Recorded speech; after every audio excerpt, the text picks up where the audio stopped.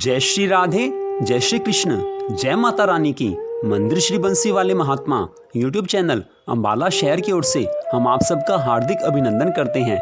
आज हम आपको सुनाने जा रहे हैं श्री दुर्गा सप्तशती के अध्याय 9 की परम पावन कथा। तो कृपया आप इस कथा को ध्यान से सुने, क्योंकि श्रद्धा भावना के साथ माता रानी की कथा को अगर हम सुनेंगे, पूरा ध्यान से इस कथा को सुनेंगे, तो ही माँ हम पर पूरी कृपा करेंगी। तो इससे पहले कि हम 9वें अध्याय की कथा आपको सुनाएं, उससे पहले एक छोटा सा निवेदन, कृपया आप हमारे मंदिर श्री बंसी वाले महात्मा यूट्यूब चैनल को सब्सक्राइब कीजिए, ताकि आगे आने वाली सभी कथाओं को आप सुन सकें।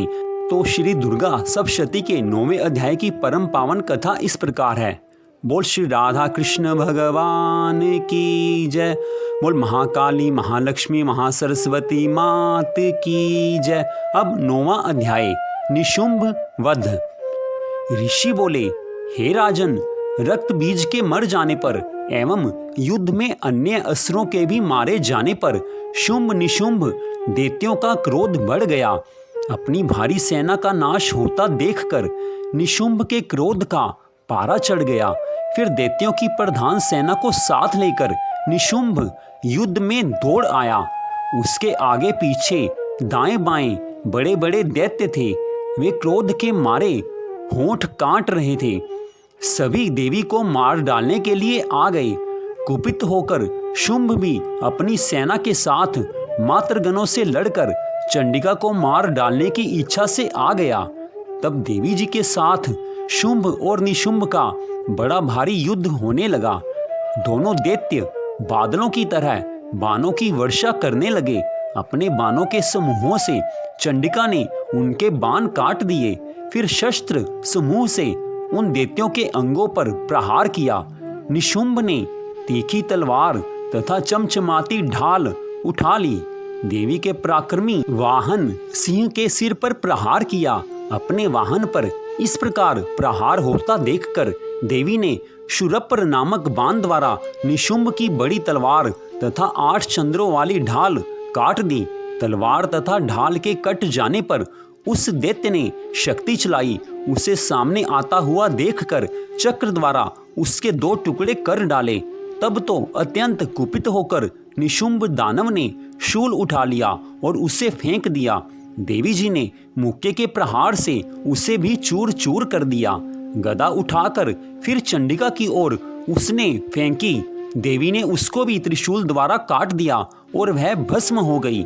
इसके अनंतर दैत्यराज को फरसा उठाए आता देखकर देवी ने बाण समूहों से प्रहार कर उसे पृथ्वी पर गिरा दिया। उस भयानक पराक्रमी भाई निशुंभ के इस प्रकार धाराशायी होने पर शुंभ क्रोध में भर गया। अंबिका को मारने के लिए सामने आया। वह रथ पर बैठा था। उसकी बड़ी बड़ी अनुपम 8 भुजाएं थी। उनमें भयंकर शस्त्र शोभायमान थे। उन भुजाओं से सारे आकाश को ढांप कर वह शोभित हो रहा था। उसे इस प्रकार आता देखकर देवी ने शंख बजाया और धनुष का अत्यंत धूसय टंकोर किया। समस्त दैत्यों का तेज नष्ट करने वाले अपने घंटे का शब्द करके उससे दिशाओं को भर दिया। तब सिंह ने भी बड़े बड़े हाथियों के महामद को भी दूर करने वाली बड़ी भारी गर्जना लगाई।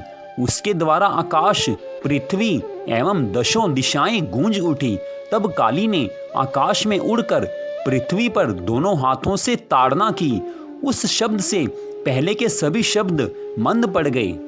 तब शिवदूती ने अमंगल रूप अत्यंत अट्टहास किया। उन शब्दों से दैत्य डर गए। शुंभ के क्रोध का पारा चढ़ गया।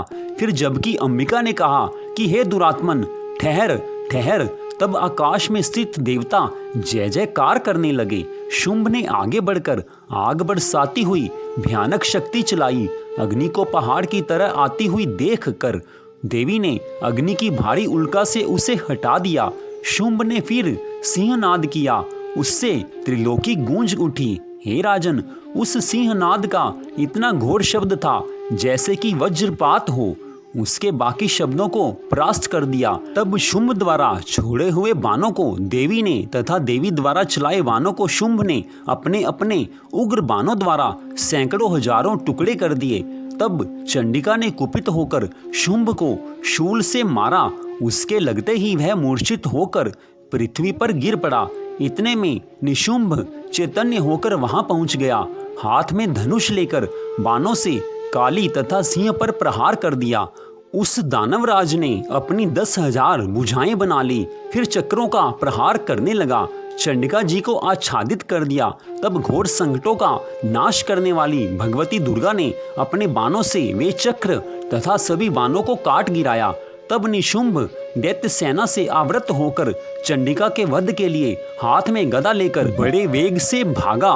वेग से आते हुए उसकी गदा को तीखी तलवार के द्वारा चंडिका ने काट दिया। फिर दैत्य ने शूल उठा लिया। शूल हाथ में लिए उस देव पीड़क निशुंभ को आता देखकर चंडिका ने अपना शूल वेग से चलाकर उसकी छाती बींध दी।